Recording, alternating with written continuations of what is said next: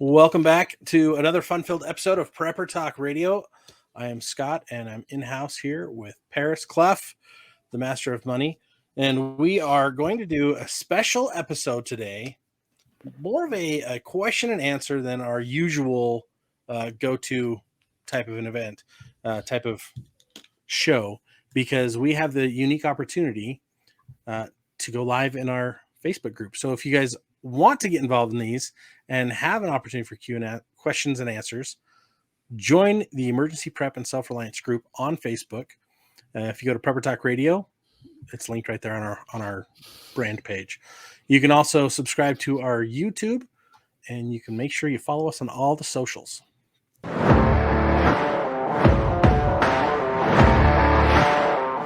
Again, this episode, just like many of the others, brought to you by our wonderful sponsors. The Ready Summit coming July 28th through the 30th. Live stream right to your home, anywhere you live, anywhere in the world. Tickets are on sale right now. They're half off, and you get another 10% off by using the code PrepperTalk. That's PrepperTalk, one word. Use that code. It'll get you 10% off the already discounted tickets. Amazing, amazing deal. Also, Jase Medical, if you want to save $10 to get all of your emergency antibiotics, normal kit's $259. They're going to sell it to you for $249. JaseMedical.com, Jase medical.com. And today, I want to start off with this really big, tough question. You ready? Oh. I get this asked so many times. How do I stop freaking out? I'm at the very beginning of this. What do I do first? That's legit. I get that question. I'm looking at 12 times just since Sunday. Wow. And I give everybody basically the same answer. Number one, you need to assess your current situation and go from there. One, we have our free inventory calculator on the website. If you go to the free stuff tab, fill out the information there, it'll get it to you so you can just download it. It is awesome because you can calculate how many calories you need per person in your family. It'll tell you your total calories, and then you plug in what you have. Like if you have a can of corn, you take the information off the back, throw it in there. Oh, I've got 12 of those. Okay, change it to 12. Boom, it tells you where you are and what else you need to do to get to where you want to be for the length of time that you want to prepare for. Number two is figure out what you're most susceptible to and plan for those before you plan for the big doomsday scenarios. Because right now everyone's like, oh, financial crisis. Oh, Russia's going to nuke America. Oh, cyber attacks. And it's like, yeah, maybe. We know there's a food shortage. Yeah. We know that hyperinflation's going on. Yeah. But what if you lose your job? Yep. That's way more realistic. Right? What if for some reason, you get injured and you can't work anymore? We've got a dear friend who she can't work anymore, and it took a while for her to get on disability. Those are real life scenarios that people don't think about when they first start prepping. They're so focused on the biggest issues and not focused on the real everyday issues. And one of our users just replied, yeah, job loss is far more realistic. Yep. From experience, it's my number one reason why I prep. Yeah. I was born into the prepper life. The prepper life chose me. I didn't choose it. I don't know what you want to say, right? The thug life chose me. But like it is what it is. And if you don't start taking small steps to get prepared now, when the big things hit, if they hit, you're done. Yeah. Like, prep for the job loss, prep for the displacement, right? If you live in a place where you might have to evacuate, like if you live in Tornado Alley, there's a lot of times you're like, hey, let's go get in the cellar. Hey, let's go to another city over. Or if you're in a fire area, like we live close to a fire line. So it's like, hey, what if there is a wildfire, and it comes over the mountain and we've got to evacuate? Yep. Those are the real scenarios that people don't think about, but they need to think about the most. Our good friend Sydney, she's the prep steader.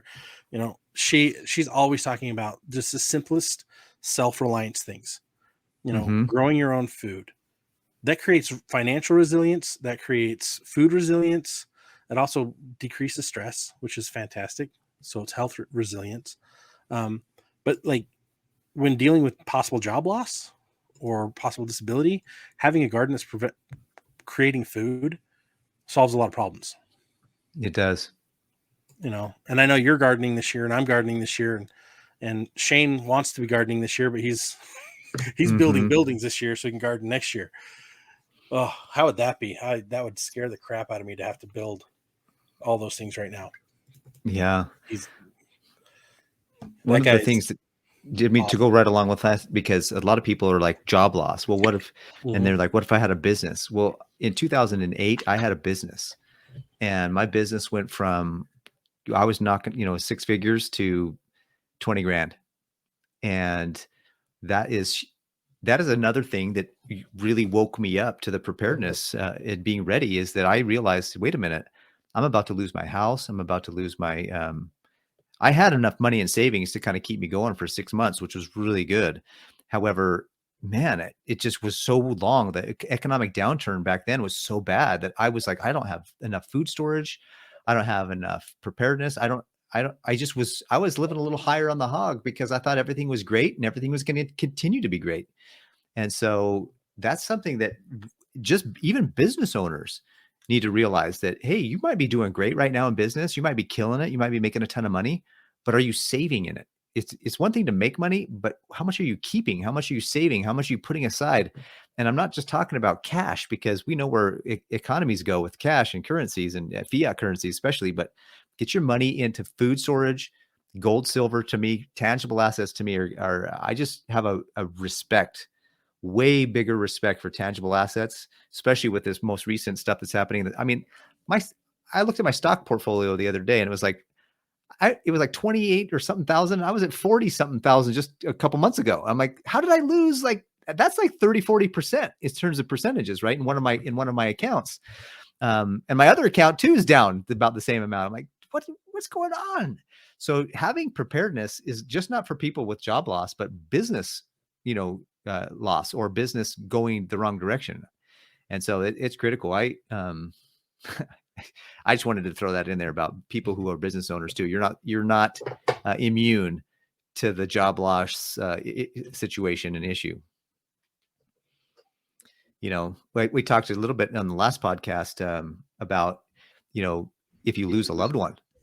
I mean, how many times have you heard those stories where a spouse, car accident out of nowhere, and you're left with 3 or 4 kids and no income? Like, now what do you do? Like, just all those regular everyday life scenarios is what real preparedness is all about.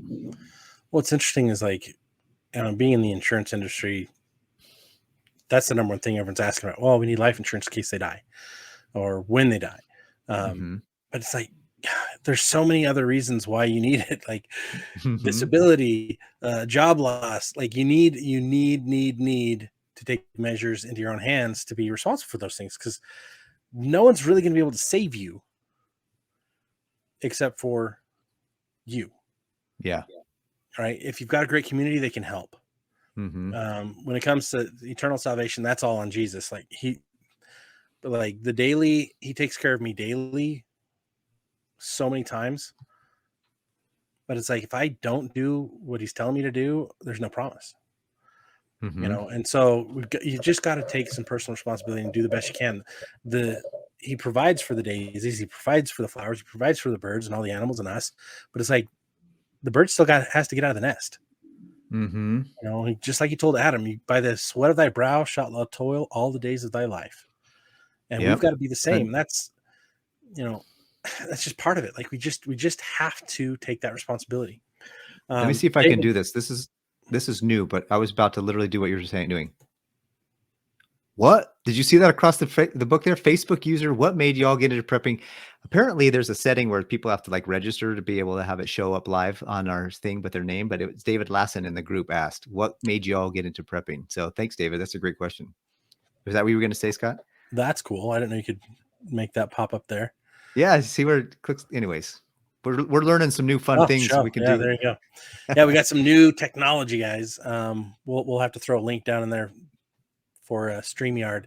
That's what we're using now to broadcast. So make sure you guys are liking, following, commenting. But yeah, David asked, what made y'all get into prepping? I'll let you share your story first because yours is more recent.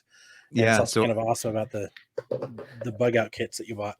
So I was, what got me into prepping was that in 2014, I wanted to really study the scriptures and learn about the last days and the end time scenarios and, the book of Revelations kind of stuff. And I realized that there was a lot of people, in the scriptures talks about in Matthew 24 or 25, it talks about what we can expect in the last days, wars, rumors of wars, earthquakes increasing, natural disasters increasing. And so I read this book about some of the stuff that's going to happen in the last days about increasing in earthquakes and tornadoes and hurricanes.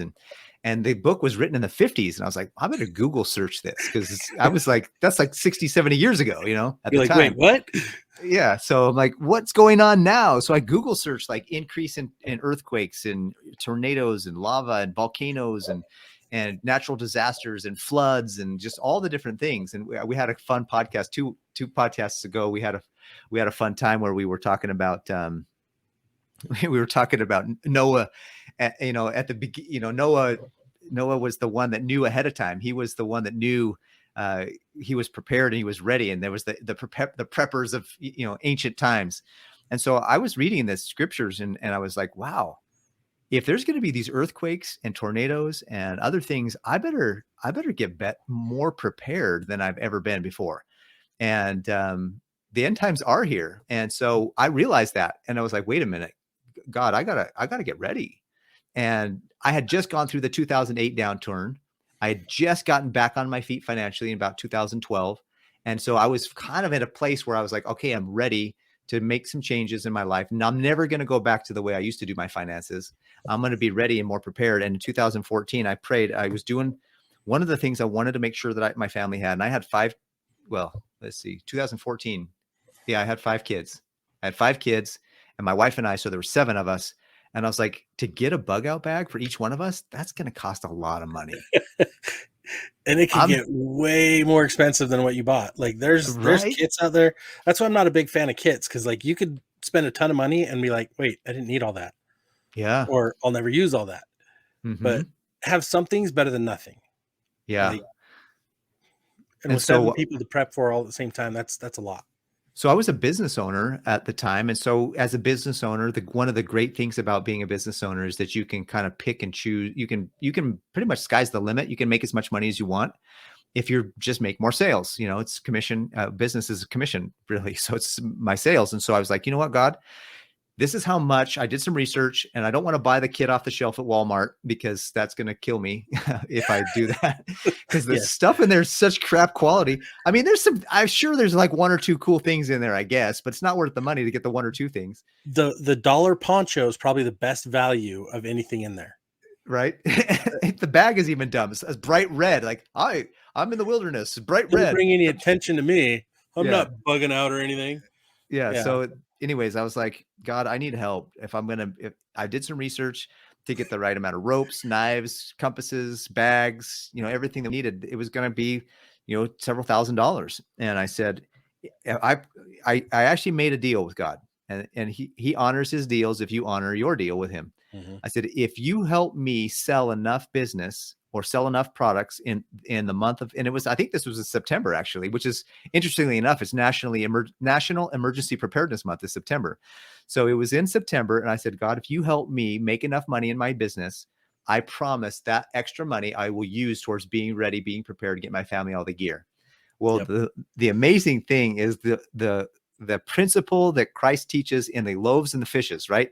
He takes the 5 fishes and loaves and he multiplies it and feeds thousands of people. He says 5,000 men, not including their wives and children. That's crazy. So we're talking like potentially 10,000 plus people were fed. Anyways, I was like, all right. And he multiplied and I actually made about 3 times the amount I needed to be able to buy this stuff. And I was like, I was tempted though. I'll be honest with you. I was all this money, man. I could go buy a new this or new that or whatever. And I'm like, nope. I promised. God delivered. I need to fulfill my part of this promise. And I went out and I got my family decked out and we got some good stuff and we still have it to this day, a lot of it. That's awesome. It's funny because Lynn's Co on TikTok just right now. She's like, I got enough coffee and rice for 2 years. That's that's a great That's start. awesome. Like the priorities, you get the things you need. Get like, I'm not a coffee guy. I'm not worried about coffee, but I do like caffeine.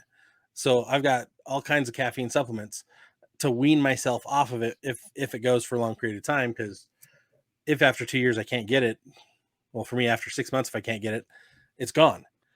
So I need to wean myself off of it. So I've got probably my biggest decked out stockpile is I've got all these Vibrant tablets.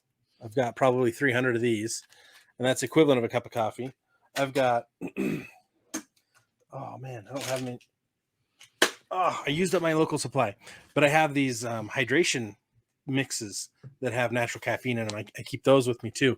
I put those in my bug out bags because then it's not just straight caffeine. It's nutrients and vitamins as well.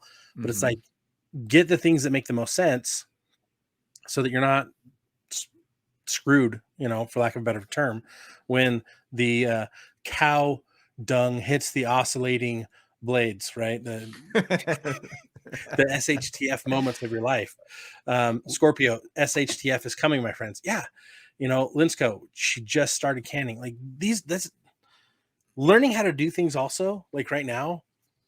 I think canning is one of the most important. Food preservation is one of the most important skills you can develop. That alone can help you. Oh my gosh. Thank you, Paul, Reverend Paul Cross. Jesus wants us caffeinated. I don't know about that. Let's put that up. That is so freaking funny, dude.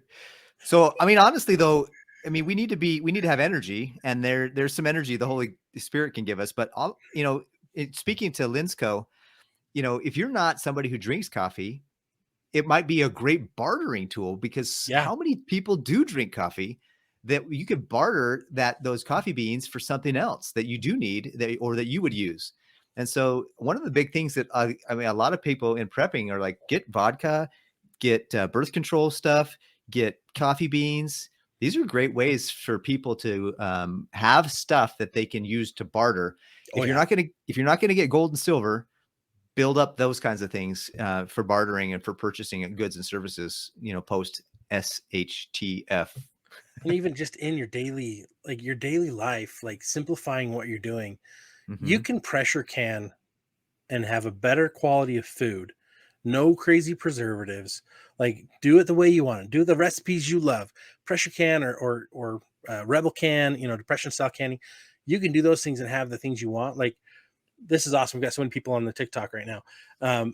Kat, she just pressure canned beef for the first time yesterday. Like, that's amazing. That's Linsco, so cool. This is all new for me. Like, people who are just getting into this, like the prioritization of things is like, assess your situation first. Look at the things that are most likely to happen to you second, and then create a plan for those.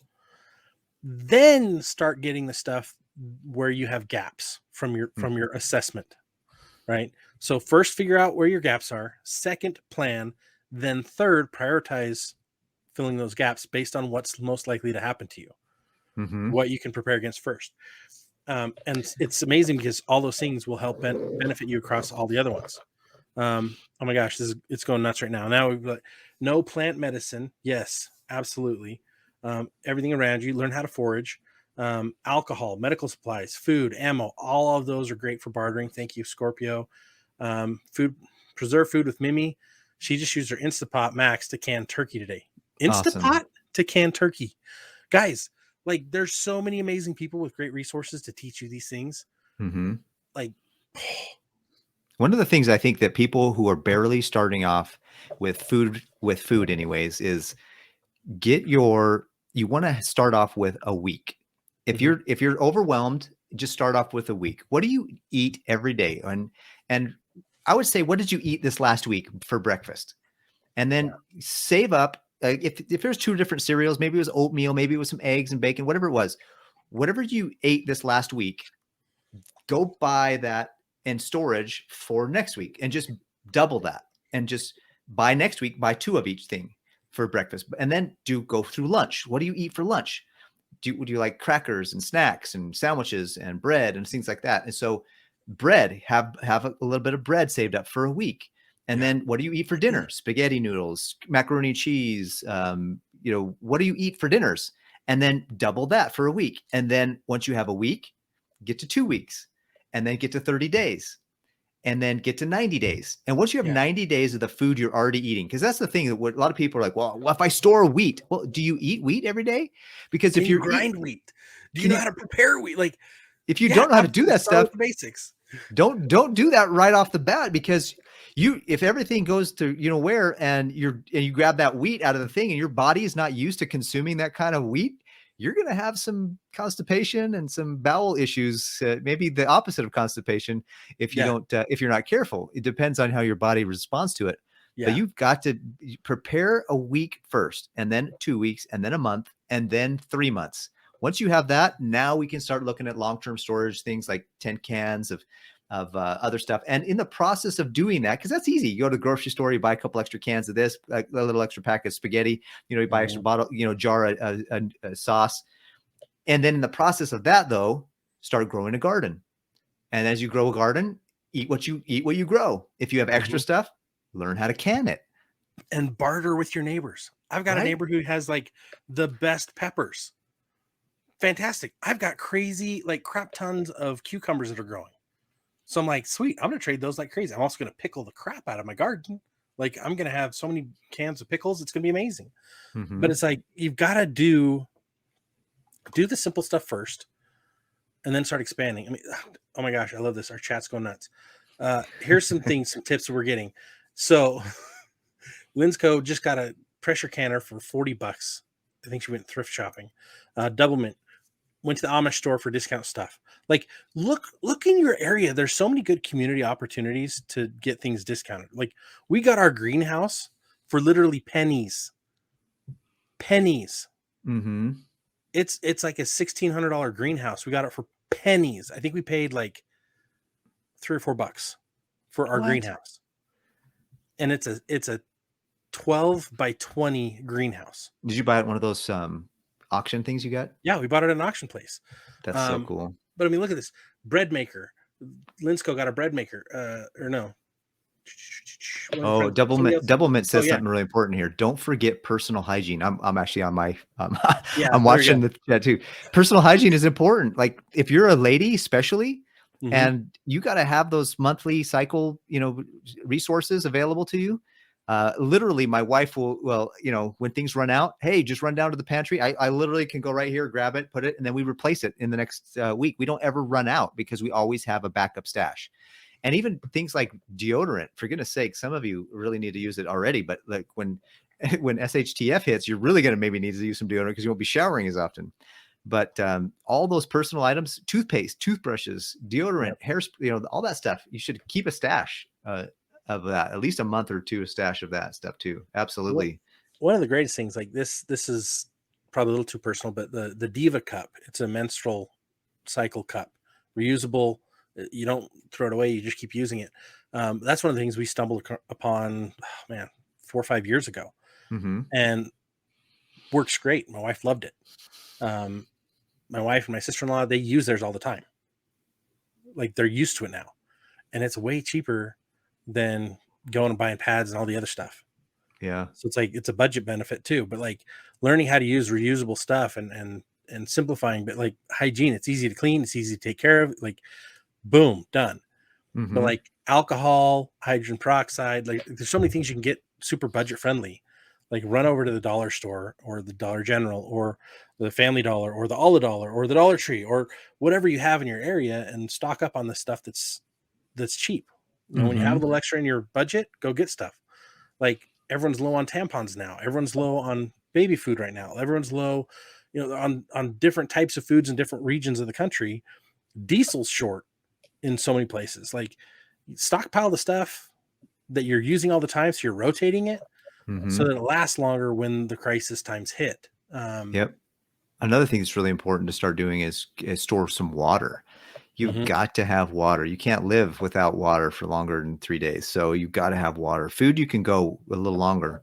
And some of us, have a little food storage on our bellies. We can probably go a lot longer than others. But, water storage is critical. The first thing I did when I got to, I'm sorry, Double Mint just said, at my age, I need Depends. I freaking love you, Double Mint. That's awesome. That is funny. So water, I mean, the first thing I did was when I went to the grocery store, I got a 5-gallon, the 40 water bottle cases. I just started stockpiling those, and I got 10 or 11 of those because now I have 55 gallons in 40 count water bottles. And so that was one of the first things I did. Then I went and got a 55-gallon drum, and I got 2 of those. And then I have a 260-gallon tank. So I have, 400 gallons of water in my house right now. And that will last me for several weeks, if not a month or two. So water storage is critical. Yeah. Well, and so many people go for the freeze-dried foods so quickly. They're like, oh, I'll hurry and get this because it's a good deal. Mm-hmm. Do you have water? Do you have enough water for your daily drinking? Do you have enough water for your daily hygiene? Do you have enough water to now reconstitute all your food? That's why I'm always like, go canned first. Get canned foods as fast as you can. Like get the wet canned foods. Mm-hmm. Can your own stuff. Because that's the hydration we all need.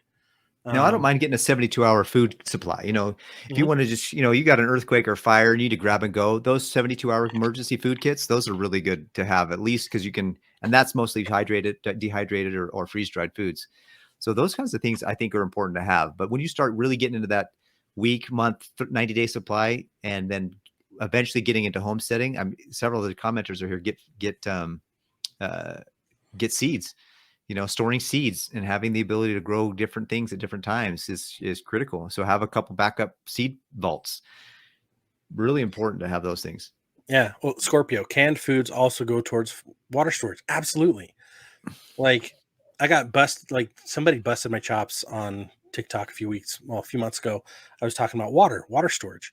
Like the science tells us pretty clearly, purified water gone into a clean water tote, water container, a nothing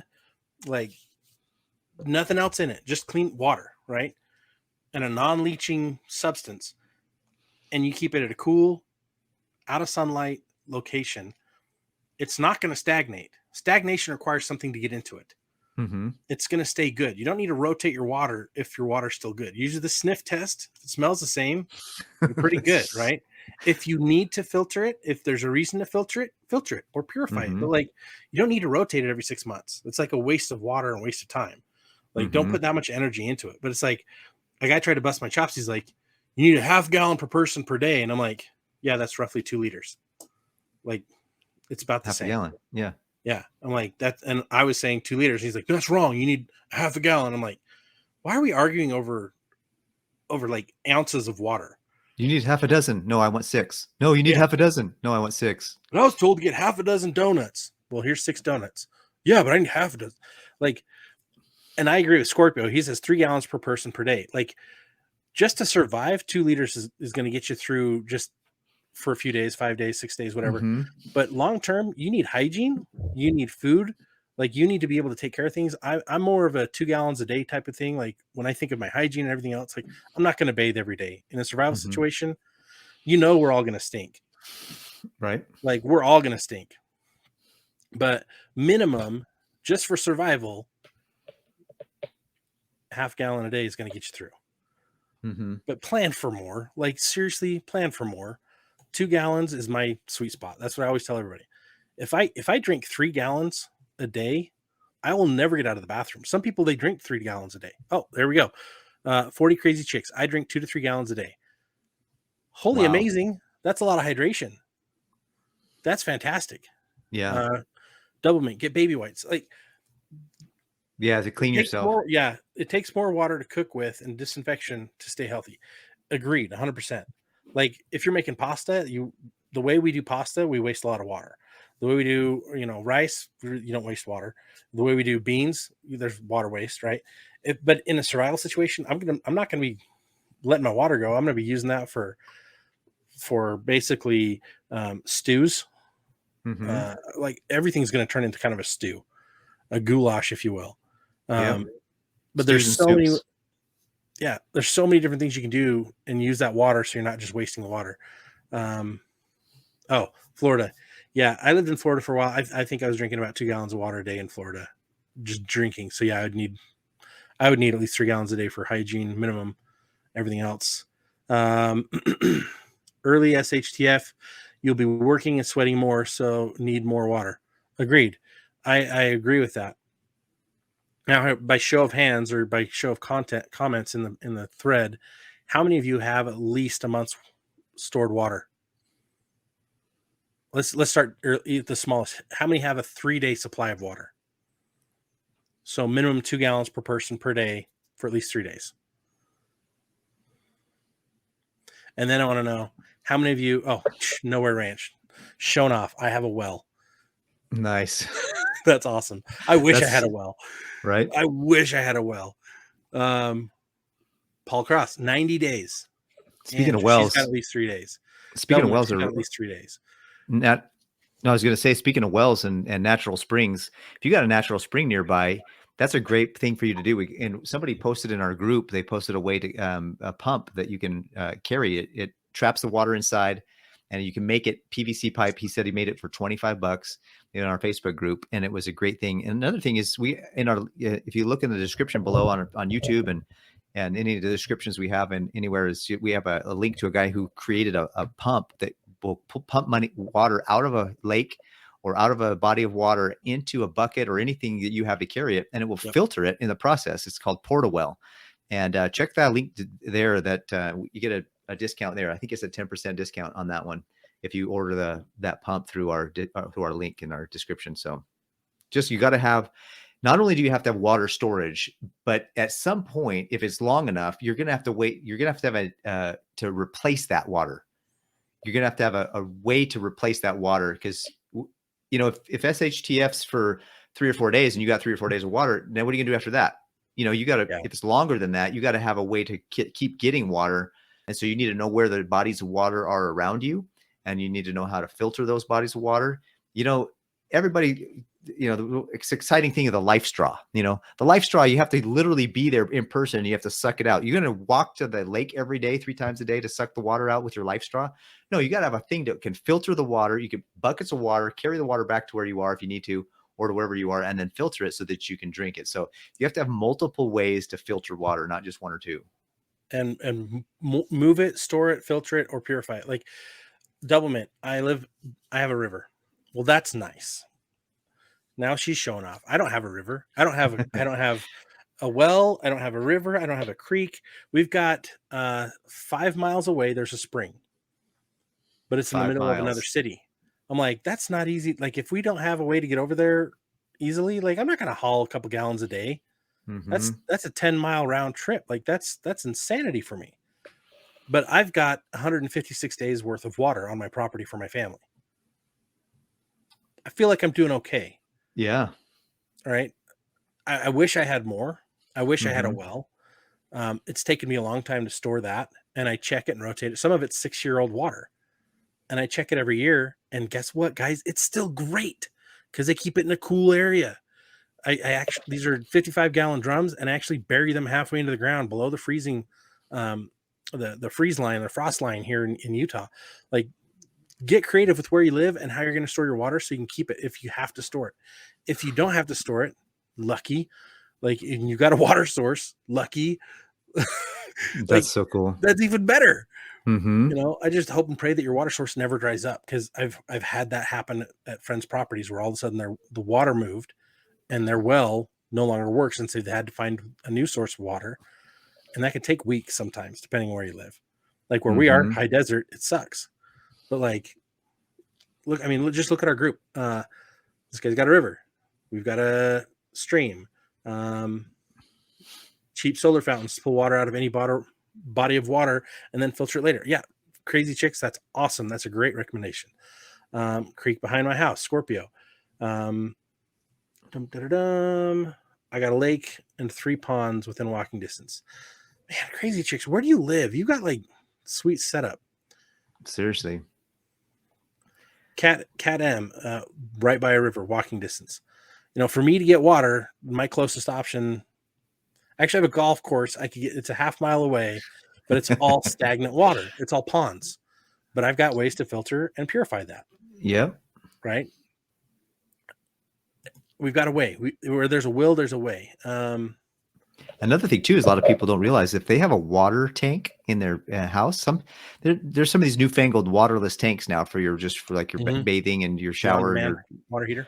Yeah. So if you have a water tank in your house, you probably have at least, 20, 30, 40 gallons of water right there. So get creative too. If most people who said they don't have that much water, like, did you think about that? Maybe you already do. Maybe you have enough water if you had to steal it from your water tank in your house. So there's some resources like that to get creative and to know and understand. So I've got 2 water tanks. They're both 50 gallons. So there's another 100 gallons of water. I can't remember who said it earlier, but they can fill both their bathtubs, and they've also got their water tanks, right? But then also the back of your toilet. Nobody wants to hear this one, your toilet water. Not the toilet water in the bowl, the toilet water in the back of the tank. You can pull that out and use it. Fill up your sinks and everything else you can. If there's an issue where the water's going to be cut off, fill everything as fast as you can. And you've got that water to use. Fill the tub. Hopefully you keep your tub clean. Otherwise you're going to want to filter that water coming out of the tub, because I'm not going to say the word that came to my mind, but you don't want the grime in your water. Yep. No, you don't. Crazy chick, Scott. Father-in-law has 15 5,000 gallon fish vats that can be filled. Tell them to get them filled. Scorpio and Nowhere are telling us we need to get out of the city. I agree. And Shane, our other co-host, who's not here tonight, he has always been talking about having a place off grid, or not off grid, but way out in the boondocks, and he's got it now. And he's building it. We actually helped him set up his, I want to say yurt. It's not a yurt. What is it? Quonset. He built a Quonset, a steel building. We helped set the whole thing up, and it took a day. And that thing's pretty big. 20 by 20? Yeah. 20 by big. 30? I don't remember, but it was big. It was Didn't nice take size. Much. It's a great building, and you can get those pretty decent. So what if, just pointed out this, I've actually been playing with one of these. A dehumidifier running off of a solar battery can actually take the humidity in your area and and actually it's got a little drip line out of the bottom of it. Just connect that to a water containment, like a bucket or anything, and you can store water and pull water right out of the air.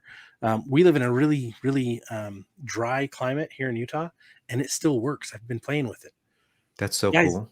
If you live in a humid area and you've got humidifier and you've got solar panels or something with power, like boom, there you go. If you have no power, you can create a solar still pretty simply to purify the water that you have and use evaporation to your benefit. Man, I love this live. This is so much fun when people are like commenting and interjecting. And my water that I got 5 years ago, so Doublemint, had E. coli. After that, always had extra water, right? When you think about Michigan, Flint, Michigan, is their water good yet? I don't even know, but it seems like for 5 years it was bad. And I haven't heard that it's good yet. There's places like that all over the country that you got to watch out for, and you got to be ready. And that's, I think and if you ask me, they're doing it on purpose so that they can sell more bottled water. I mean, or something. There's got to be some kind of conspiracy with the bottled water companies. Nestle Water also, like, they've got more water rights in the state of California than California does, like any other group in California. And they have like legitimately through the law made it so they get more water than anybody else, and they get priority over the people. Wow. That to me is just evil. That's just evil. We need to create ways to collect our own water. They just changed the laws here in Utah where now you can collect rainwater. And so, I'm building rainwater catchment. Oh, nice. To refill those, right? As I use my water. I didn't use any of our water. Like, they didn't turn on the secondary water this year until the end of May. But I already had my garden going, and I just used water catchment that I had already on storage from a couple of years ago. Like, let's see. What do you think about property? I don't know about Park Valley and Elko. Let's see. Dehumidifier 2 to 3 gallons every day. No ranch. There you go. When I was in Texas, my dehumidifier pulled 2 to 3 gallons every day. Wow, That's Texas impressive. doesn't seem like a huge humidity area There's either. certain parts of Texas that are extremely humid. Where in Texas was that? Nowhere. We'll wait for that answer to come in. Pool shock for purification. The nice thing, okay, so what if said this? Pool shock for purification. Now, here's the thing about pool shock. It's dry, so you can store it easier. Like if you have like different types of bleach chemicals, if they're not dry, they won't store. It just does not store. It doesn't store well. Even if it's dry and it's in a humid area, it won't store very well. So make sure it's completely airtight. Houston, there you go. You can catch a lot of water in Houston. There's major humidity there. But that's what it's like. If you can find something to get you the bare minimum of water where you're not having to work every day for it, the passive solutions are always going to win. The passive solutions. So meaning if you have gravity fed filtration systems, if you have a garden, which is, you can get your gardens to mostly passive, like permaculture gardens. Those are great because it's food sources that they don't require a lot of work. Animal husbandry, getting into chickens and quail and goats and rabbits. Like there's so many different ways you can get your meat products and ways to make it so that it's less labor intensive. When we have the major SHTF situations, it's going to completely change the way we live. Yeah. Because right now we still have electricity. We still have some of those common, everyday, comforts. But when that stuff really goes down, we're going to have to go back to, and even generators or solar banks. Honestly, those are only going to last for so long. You still got to have some skill sets to learn how to be able to take care of that stuff. And so, the more you can learn to do and be self-reliant and self-sufficient, the better, because you're going to get, you just have less to rely on.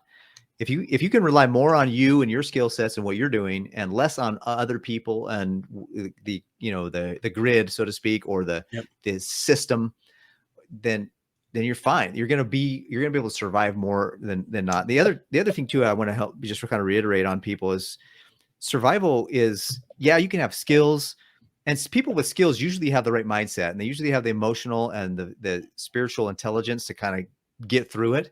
But if you haven't been through a hardship in a while, it's taxing on you emotionally, and you can really get down and depressed. And more often than not, anybody in a survival situation, if they don't have the right mindset and the right mentality, they're going to tell themselves, because mindset literally changes everything. We've talked about this several podcasts, but mindset changes everything. And, you could be in a situation where it's despair and gloom and doom, and you're just going to sit there and die. Or you can say, you know what? I am capable. I have skills. I've been listening to Prepper Talk Radio for the last 5 years. I went to the Ready Summit, or the Ready, what is it we're doing in July 28th, 9th, and 30th? Yep. The ReadySummit.com, July 28th, 29th, and 30th. Online. I went to the Ready Summit. I subscribed to the Ready Summit. I subscribed to Paris and his financial stuff. I subscribed to Shane, this Prepared Guy's blog. And I know I can do this. I can handle this emergency. I can handle this scenario. Maybe they were listening to, I think Doomsday. What's the other guy? It's Doomsday was on here a minute ago. Was on here a little while ago. He bounced out, I think. Yeah, but whoever you're listening, just learn the skills, learn the mindset. If it can be done, you can do it, and believe that you can do it. That's the most critical thing, is that even if you don't have all the gear, even if you don't have all the stuff, if you believe that you have the capacity to see a problem and find a solution, you're going to get the gear. You're going to get the stuff. You're going to, my family and I call it ghetto rigging. We might have to ghetto rig a few things, but dadgummit, we're going to get some things done with our. I call it jerry rig. I don't know where that came from, but that's just what they called it in Colorado growing up. Jerry rig. Well, when you live in the ghetto, you got to do what you got to do with what you got. True. You just get by. True. So maybe that tells you where I came from. So originally I'm from Idaho, and my grandparents were the first ones off the farm, basically. But it's the Depression quote's my favorite. Use it up, wear it out, make it do or do without. Amen. And if we can all learn to live that way, and Nowhere Ranch said this, weak mindset is why most folks won't homestead. If we can all get to a point where we're homesteading as much as possible, we're limiting the factors that can hurt us. We're becoming more resilient. We're becoming stronger. We're more knowledgeable. Oh my gosh, you can do so many wonderful things to really simplify our lives and take control of our supply chain, take control of our economics, take control of our freedom, our liberty. It all comes down to, what are you willing to do? A little bit of sacrifice to learn something and to try something pays off for the rest of your life. You know, learning those things that seem hard, like learning to can, learning to homestead, learning, you know, how to filter water, how to purify water, learning how to build things and how to fix things, you know, acquiring skills. You know, it's amazing. So, hey, heard you guys are in Utah. So am I. How do I find more like-minded people in my area? Jump in our Facebook group. Let's or even just shoot me a message on here. Let's chat. We'll hook it up. Hey, Leo from Oklahoma just hopped in. Hey, welcome to the group. Guys, the biggest thing I can say for all this, I mean, we're pretty much out of time for the podcast, but the biggest thing I can say is go learn and do and practice and repeat. The more you can keep doing the things that are hard now, like trying to pick up a new skill, especially skills in the preparedness world, they're going to pay off so fast, and they're going to keep paying off. Mm-hmm. And I learned from a friend, like, if you don't have anything canning and you want to get into it, go find someone that's older who likely has canning stuff. Ask around, make friends, because they've got it and they don't know who to give it to. And they don't want to just drop it off somewhere. They want to give it to someone who knows how to use it. That's how I got my pressure canner. Like, go make friends with someone who's older, who's done the stuff that can help teach you locally. Right. And that they'll be excited to see someone take over with it. Yeah. Same thing with hand tools. Get the old hand tools, the tough ones, the stuff that doesn't need a battery. Oh my gosh. Like, look at this. Look at this, guys. What? Who knows what this is? Who knows what this is? Put a drill bit right there. Mm-hmm. I love this thing. I was actually using this the other day. That's why it's on my desk. But learn how to use the old tools. Learn how to do the things that nobody wants to learn anymore. And what's crazy is like, you find so many people now that are trying to learn all those things, and it's perfect timing because we're all going to be using it. And the person who learns how to use them now is going to be in a much better situation tomorrow. And don't be afraid to screw up and mess up and make mistakes. That's how we learn. If you realize that I don't want to learn something new, I'm scared, I'm overwhelmed. We're all scared. We're all overwhelmed. You just got to start. You just got to do something. Take one step forward. Just don't worry about the mile journey. Just worry about the one step you got to take forward today. Yep. Start with that and then build upon that, and you'll gain momentum and you'll get better at it. And if you take it literally, it's the compounding time. If you just did one thing every day to get better at your preps, get better at a skill set, a mindset, get better at your financial stuff, get better at your canning, your survival, whatever. Every day you do a little bit. In a month or in a year, you'll look back and you'll say, "Dang, I really progressed. I really grew a lot." And you just got to start. You just got to start, and that's where it goes. And who knows? Is SHTF tomorrow? I don't know. Is it going to be in 10 years? I don't know. But you know what? Today I can do something to be ready better than I was yesterday. And so today I'm going to do a little bit more, and tomorrow I'll do a little bit more than I did today. Or I'll continue down the road until, I would have never thought 5-6 years ago I was being a podcast on a Prepper Talk Radio. Like, I was a financial insurance agent. Like, I'm a financial coach. What do I know about preparedness? Well, here I am, because I got crazy about it about 8-9 years ago. And today I know more than the average guy, because today I've been doing it for that long. And so I can teach the people that are beginning and intermediate, and the advanced guys I'm learning from, but the beginners and the intermediate guys, we can all learn together. I'm teaching and they've got some great insights. We're all learning together. And so that's really what it boils down to. And the other cool thing is, like, as you get to trying these things and messing with these things and making mistakes with these things and get better at these things, like you end up finding a lot of people that do the same thing as you locally as you start telling people what you're doing. Mm-hmm. It goes back to the rule, like the first rule of prepping is we don't talk about prepping. The second rule of prepping is we don't talk about prepping. It's like Fight Club, but really it's like, if we talk about the skill side of things, you don't ever have to say I'm a prepper. But if you're like, oh yeah, I'm learning how to can, people are like, oh my gosh, I'm so good at canning. What are you trying to do? I can help you. Mm-hmm. Or, oh my gosh, I have no clue what I'm doing. Help me. What have you learned? That's why I created the Ready Summit, is because when I had PrepperCon, I could never attend the classes. I was so flippin' busy. We had 60 to 80 classes every year in one weekend. Wow. And almost 280 vendors that I'm taking care of all the vendor stuff. So I'm like, I wish I could sit in a class or record a class or do something to be part of the class. We never could. But with the Ready Summit, the classes will be recorded and then streamable indefinitely. And every 2 months, we're going to have another one. So it has a community in there that you can become part of, and you can get 10% off using the code PrepperTalk. If you go to thereadysummit.com, use PrepperTalk, you can get 10% off. And the tickets are already 50% off if you buy the annual pass. Now, in addition to that, we've got our group, the Self-Reliant group of groups. If you guys go to our Facebook page, Prepper Talk Radio, you can find it. You can also use the links in the comments below on our podcast and on our YouTube. But join us, communicate with us, be part of the groups. If you're not following us on TikTok, follow us on TikTok. We have so much fun there. And we actually do a lot more stuff there for the masses. But it's got the best preparedness community that I've come across. Way better than anything else I found on all the other social networks.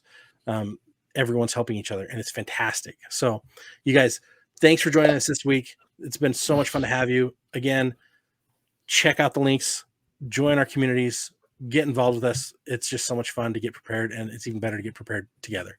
So with that, we're going to sign off on the podcast. Thank you so much. We'll catch you on the next episode. Awesome.